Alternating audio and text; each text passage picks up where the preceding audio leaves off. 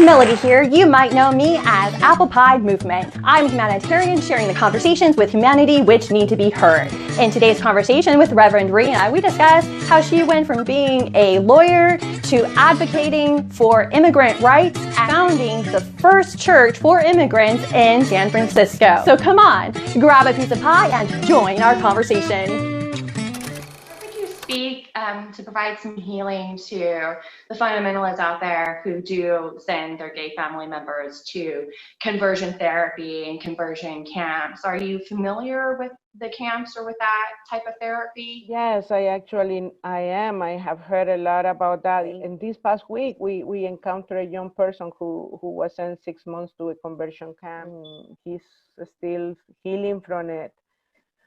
I mean, I will beg those families not to do that harm, not to do to a person, because trying to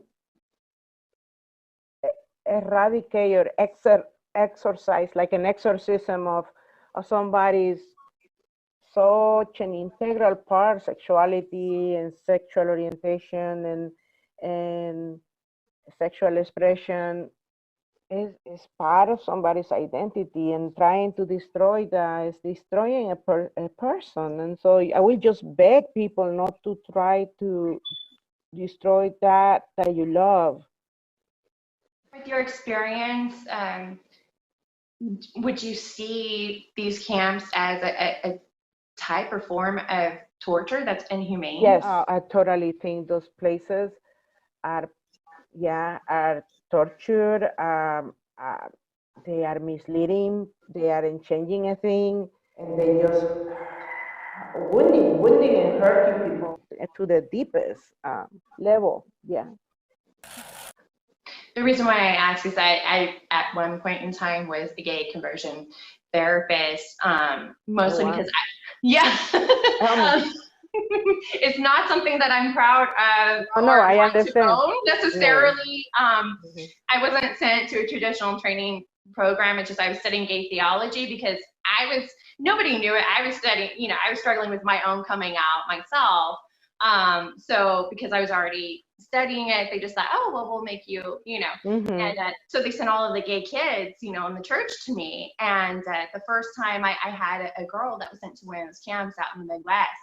And she said, Miss Melody, they tortured me, and they put her feet in water, and they electrocuted her and showed her porn, and it was corporal punishment. They beat her. They did all kinds of horrible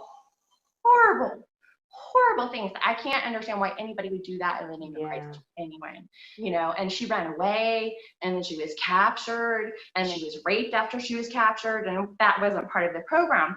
But when she told her family didn't even believe her, which I understand why they wouldn't, because how can you acknowledge such atrocities happened to your family and you sent them there? And, so after hearing those stories, I realized that something has to change, something has to give.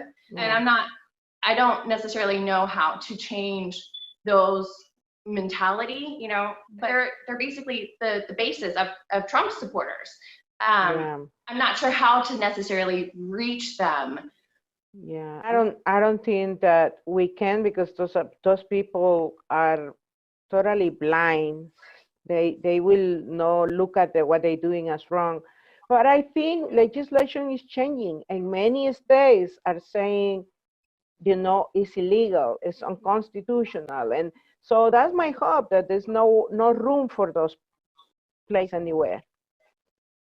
Yes, I agree, and I hope that they are outlawed. That's something that I want to support, because it's inhumane to torture somebody into agreeing with your viewpoint, because I don't believe people are changed there. They may lie and just to not be sent back. But thank you everyone for joining us for another ApplePie TableTalk, and thank you, Reverend Rhina, for joining us. I appreciate you.